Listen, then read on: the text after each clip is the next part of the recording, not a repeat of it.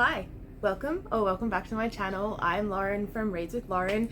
Thanks for joining me here today. So today's video is going through 24 books that I am desperate to read in 2024. So I've really focused on either a standalone or the first book in a series that I haven't read yet. I do have a lot of books I'd really like to read this year. However, they within a series that I've been working my way through. So I wanted to keep those for a separate video. But I have broken these down into different genres. However, I've sort of clumped together the classics, or what I consider classics, even though some of them would factor into some of the other genres, if that makes sense. It might be a bit confusing, but lean into it with me and let's make a start. So the first sort of genre that I wanted to talk to you about, I would sort of class as contemporary historical literary fiction. It's got a historical element to it. So the first book in that genre that I'd really like to read is Boys Swallows Universe by Trent Dalton. This is set in the 1980s in Brisbane, Australia. It deals with drug abuse. Mother is addicted to drugs, his stepfather is a drug dealer, there is brotherhood, there is coming of age, there is a love story, there is a break-in to a jail. It sounds epic. It sounds like all the sort of drama that we want in a book. This is going to be right up the top of my list. I've been meaning to read this one for a while. The next book in this genre that I'd really like to read is As Long as the Lemon Trees Grow by Zulfa Katoor. I'm probably butchering that. So based on the backdrop of the Syrian war, we have our main protagonist. She is currently battling the demons in her head, so much so that she's created this imaginary friend that is basically her fear, protecting her, and it's telling her to leave the country. However, she ends up, I believe, becoming involved in some sort of revolution. And I think that there's going to be a lot of, do I go or do I stay? Do I escape or do I stay and I fight? Which sounds fascinating to me. I've heard such good things about it, so I'm really looking forward to reading that one. So the next on the list is a Maggie O'Farrell. I have heard tremendous things about Maggie off booktubers and other recommendations. So I have a couple of her books, and the one that I'd really like to start with is Hamnet. Hamnet is based on William Shakespeare's family. Hamnet was William Shakespeare's son. It goes into his death, it goes into family connection, it goes into grief, the human experience, and I think it's going to be a great start off for Maggie O'Farrell. I have a feeling that she's going to be one of my favorite authors because a lot of people that I trust really love her. So Hamnet by Maggie O'Farrell. So the next doesn't really have the historical component, but I guess you'd clump it in as a literary fiction as well, and that is Girl Crush by Florence Given.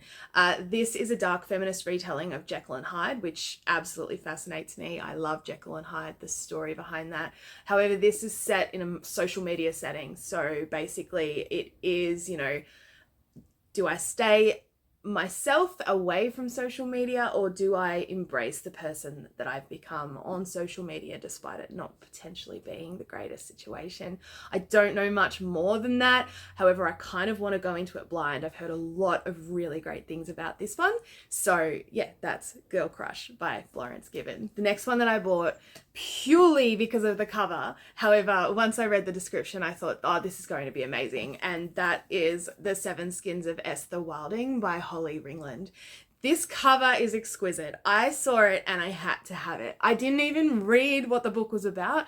I just knew that this cover, I mean, look at it. It's so beautiful. It had to be on my bookshelf, right? The Seven Skins of Esther Wilding, it really delves into family dynamics, grief. I'm kind of having a recurring theme happening this year. I'm seeing it now. The Seven Skins of Esther Wilding is a story about a woman whose sister has gone missing, presumed dead, and she decides to go on this venture where she follows the stories that her sister has created and tattooed on her skin, try and discover why she disappeared, what has happened, and it sounds really interesting, intriguing, bit of a mystery suspense sort of situation. I love a good story like this. I don't know a lot more about it, but I'm really excited to get into it and discover what warrants such a beautiful cover more than anything else. So the next book on my radar is The Heart is a Star by Megan Rogers. This book is about a middle-aged woman who is working as an anaesthetist. She's also got a family of young children and she's married. She's kind of having that sort of midlife crisis situation. She's also got a mother that's very unstable, and one year her mother calls her and decides to tell her that she's ready to tell her what happened to her father. And so it ends up becoming this story of this woman traveling to Tasmania back to her mother to find out what happened to her father. And it just sounds fascinating. This was also a bit of a cover purchase. I love the side of it. It's so beautiful. It's annoying on my rainbow bookshelves because it's got so many colors, but I'm really, really looking forward to this one. It sounds so good. I'm reaching middle age, so I feel like I will relate to this a bit more than I probably would have 10 years ago. But yes, this is The Heart is a Star by Megan Rogers. On to the classics. Now, these ones are ones that I've picked up because I've heard really good things about them, or I know the story and I just really want to read the book version. So the first one is a prime example of that, and that is The Virgin Suicides by Jeffrey Eugenides. I'm so sorry if I butchered that. If you don't know what this book is about, this centers on a family that have 5 daughters. The daughters are quite unstable and eventually end up all taking their own lives. There is a group of boys who end up looking more into this situation and trying to work out what occurred to make this happen. Now, I've watched the movie when I was younger. It used to be one of my favorites, which is, I don't know if that's disturbing or not. However, I picked this up because I really love the movie. Josh Hartnett absolutely had my heartstrings when it came out back in 1999. His character in that kind of explains a lot about my relationship choices, but we won't go there. So I really want to read this one. I'm really, really excited, and I hope it's as good as the movie, and I hope we get a little bit more information because there wasn't a whole lot of in-depth discussion in the movie. So I'm really excited about delving into that in the book. So that's The Virgin Suicides. The next on the list is more of a modern classic like The Virgin Suicides, and that is The Shadow of the Wind by Carlos Ruiz Zafón. This is set in Barcelona in 1945. The main character in this book has lost his mother and he's dealing with the grief of that. So his father, who is an antique book dealer, ends up letting him choose a book to take care of, essentially, and he ends up choosing The Shadow of the Wind. When he's older, he ends up taking himself on this big adventure to try and find all of this author's other works. However, he discovers that all of his other books have been destroyed. So what a concept. I love a book about a book. I, like with the other books, I don't really want to delve too deep into the story until I'm opening the book and getting absorbed. But it sounds like such a good concept, and I'm really excited to read this one. I know this was only published in 2003, but I count it as a classic, right? Yeah, it counts.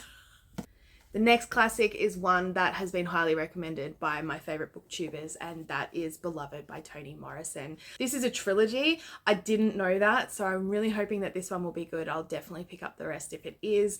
However, it's about a woman who was born into slavery and suffered a lot of trauma and a lot of grief, ended up giving birth to a child that for some reason, I'm not sure why yet, didn't end up surviving, and she eventually escapes this slavery. However, this book really delves into the grief and the trauma, and I'm assuming how she deals with that through her adult life. So this is one that I'm really looking forward to reading. I love a little bit of trauma, I love a little bit of grief, and I love a little bit of, working through those emotions, and being a mum myself, I'm sure this is going to make me cry. So that is Beloved by Toni Morrison. The next on the list is an absolute classic. I'm sure that everyone at least knows about this story. I watched the movie in primary school, but I don't remember it, so I'm going into this completely blind, and that is The Princess Bride by William Goldman. This was another pickup just randomly. I thought, you know what, I have to read this. This is a classic. It needs to be read. So I don't know a whole lot about it. I just know that there is a group of characters, there is romance, there is humor, there is medieval setting, and they are sort of like the recipe for my favorite books. So I'm really excited to read this and finally understand the hype.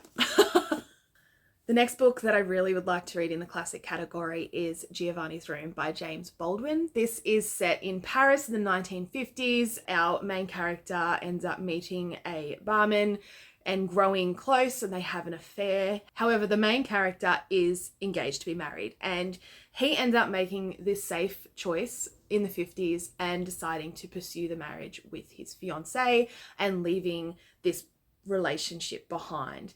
I believe that it ends up being quite a traumatic decision, being set in a time period where that was frowned upon and in fact illegal. So I'm really intrigued into getting into this, how he feels, and I'm really excited to see, what comes out of the decision that he decides to make. So that is Giovanni's Room by James Baldwin. Another classic that's been sitting on my bookshelf for the longest time, and I really would like to get into it. I haven't seen the movie, despite the fact that I am obsessed with time travel. I've been wanting to hold off to read the book first, and that is The Time Traveler's Wife by Audrey Niffenegger? We'll roll with it. It's got stickers on it, but I picked this up at a market years and years ago with the intention of reading it. Really excited to get into it. It's about a relationship between Claire and Henry, and the difference with this relationship is the fact that Henry has been diagnosed with this disease that ends up moving him through time quite randomly. So it is sort of a romance about these two connecting over the course of their lifetime, however, meeting at different stages than what is linear, which is really such a divine concept to me. And I hope it's as good as I think it's going to be in my head. So we'll see. That's The Time Traveler's Wife. Moving on to romance. These are both on my Kindle, but the first one is Kiss Her Once For Me by Alison Cochrane. So this is about a meet cute insta love sort of story. These two women spend a magical night together. However, the next day, absolutely devastated. For some reason, they break apart. And then the main character ends up working at this coffee shop, and the manager of the coffee shop decides that he's going to propose a fake marriage in order to get his inheritance and to help her financially. But in the depths of that, she discovers that this person that she had that meet cute with is actually her boss's sister. So I'm guessing that a hilarity will ensue. I don't read a lot of romance. However, sometimes it's just nice to sit down with just a funny, light-hearted book. Although I'm sure that it will delve into some relationship dynamics. I'm really looking forward to this one as just an easy sit-down read in between like epic fantasies, and I really hope that it is as good a sapphic romance as I have heard, because they are my favorite. And the next one that I want to read is Alone With You in the Ether by Olivia Blake. This is about two very mentally unstable people coming together and forming a relationship. One of them is a doctorate student who uses time travel calculations in order to quiet the noise in his head. Then we've also got the love interest, who is actually a bipolar counterfeit who is currently undergoing required psychotherapy. So I've heard this is quite pretentious. I've heard that it delves into mental health and how you make a relationship work when you're both struggling quite badly with mental health issues. So I feel like this is one that I will really connect to and relate to. I love those sort of like generic romances with all of the tropes as much as the next person. However, I think that this will delve a little bit more into sort of topics that are more interesting to me and I tend to lean more towards. So really looking forward to that one. The next one is one that I picked up on Kindle Unlimited. I knew nothing about it. It just sounded really interesting, and that is Smitten with Ravioli by Ellen Jacobson. Smitten with Ravioli is a book about a woman who starts in an Italian cooking class. During this cooking course, she ends up meeting this history professor that she initially dislikes, and I believe that it's going to be an enemies to lovers romance. I can't say that that's a trope that I enjoy, but this one sounds really interesting, and everyone loves Italian food. So, and it was a Kindle Unlimited, so I thought, why not give it a go? On to thriller and suspense. I've got a couple of these on the Kindle as well. The first one is I'm Thinking of Ending Things by Ian Reid. There is a movie out. If you don't know about it, it really focuses on mental health and the distortions between reality and delusion. And it sounds like it's absolutely crazy, and I love a weird story. So that's one I really need to get onto. The next is Notes on an Execution by Danya Kufafka. Now, I hope I'm saying that right. It's about this man, Ansel. He is a serial unaliver and he is on death row. So this book is actually not told from his perspective though. It's told from the perspective of 3 other women. His mother, his wife's twin sister, and then the detective who was investigating his case. So I believe that it will be going into how these situations that he's created have impacted on these other people's lives, and I've heard nothing but great things. So that's Notes of an Execution. And then the next one is Boy Parts by Eliza Clark. This sounds so good. People say that it is like the gender swap equivalent of American Psycho. I haven't read American Psycho, but I've seen the movie and I loved it. So this one sounds really appealing to me. So Boy Parts is about a woman who photographs men and then proceeds to unalive them. I believe that there'll be a lot of delving into the why and the background as to what's brought her to this point, which is going to be fascinating. So that is Boy Parts by Eliza Clark. On to my favorite genre, fantasy and sci-fi. So the first book in the fantasy sci-fi genre that I'd really like to read is The Night Circus by Erin Morgenstern.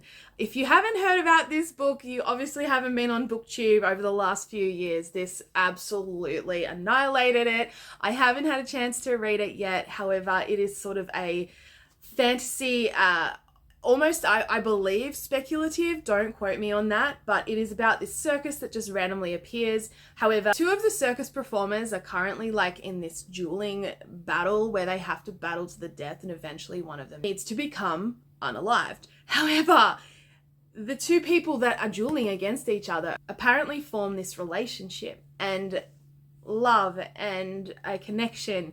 So this sounds fascinating. I've heard really interesting things about Erin Morgenstern's work, and I'm really looking forward to making a start. The next book that I really would like to read is the first in the Wayward Children series, and that is Every Heart is a Doorway by Seanan McGuire. I've heard this is kind of Narnia-esque, but with a lot more trauma. These children are stuck in this home. They randomly are falling into these magical worlds and then coming back, and our main character Nancy has gone into this other world and then come back, and things have changed. Apparently there's murder mystery in it. Apparently there is discussion on identity, and it delves into trauma some more. So obviously that is a theme that I'm really looking forward to delving into a lot more this year. And yeah, very excited. Every Heart a Doorway by Seanan McGuire sounds so good. I've heard such good things about the whole series, so really excited to make a start on those ones. The next one is Bookshops and Bone Dust by Travis Baldree. This is the prequel to the Legends and Lattes book. I read that last year and absolutely devoured it. It was such a cozy fantasy. It's about an orc that puts down her swords and decides to open a coffee shop in a town where no one has even heard of coffee. So the prequel, Bookshops and Bone Dust, is before she decides to retire, and she has been injured in a battle, and then she ends up having to stay in this town and ends up working at this bookshop. I don't know a lot more than that. I know that it's going to be another cozy fantasy, and I'm really excited to get into it, but if it's anything like Legends and Lattes, I should really, really love it. And then the last book in the sci-fi fantasy genre, you would say, I am really looking forward to getting a start on this chunky bad boy. To Sleep in a Sea of Stars by Christopher Paolini. This is a first contact with aliens. I don't need to know anything more than that, except for it's gonna take me a while. But I saw it, I had to have it. I've heard different reviews about it, very mixed outcomes, but I love a good first contact with alien stories, so this is a good place to start in 2024. Last but not least, we have nonfiction. I've only got 2 in this category. I really want to read more this year, but I'm going to start with Men Who Hate Women by Laura Bates. This is a really concerning and frightening look into the online groups that promote misogyny and hatred towards women, and the impacts of these communities who really promote that in such a strong way. I'm sure this is going to be a difficult read. I'm really hoping that the end will have a little bit of hope in it. And there are interviews with people who have moved away from these cults or communities. So hopefully there will be a positive outcome from it. I'm really interested in reading more about this, as it's something that I think everyone should learn a little bit more about, especially if you are a woman or a feminist in any sort of way. Really intrigued by this one. And then the last book in the non-fiction and in this video is Gotta Get Through This by Louis Theroux. I'm assuming because of the title that is how I pronounce it. I've always pronounced it Thoreau, and I'm sure that that is incorrect. This is a memoir that Louis has written about his experiences undertaking all of these documentaries in these really extreme groups of people, and also delves into the fact that, you know, when he interviewed Jimmy Savile, he later found out that there was a lot of SA claims towards him, and it delves into that a lot as well. So this should be a really, really good memoir to start in 2024. I really like memoirs, but I don't read nearly enough. So I'm hoping that this will get me into that vibe and I can read a few more this year. But that is Gotta Get Through This by Louis Theroux. And that's it. That's the 24 books that I'm desperate to read in 2024. If you've gotten this far, please let me know what books you're really excited about reading this year. And if you've read any of these books, let me know what you thought in the comments. I'd love to hear. If you like this video, please like and subscribe so you can get notified every time that I post a new video. And I'm really glad that you're here. Thanks for joining me, and I will see you in the next video. Bye, darlings.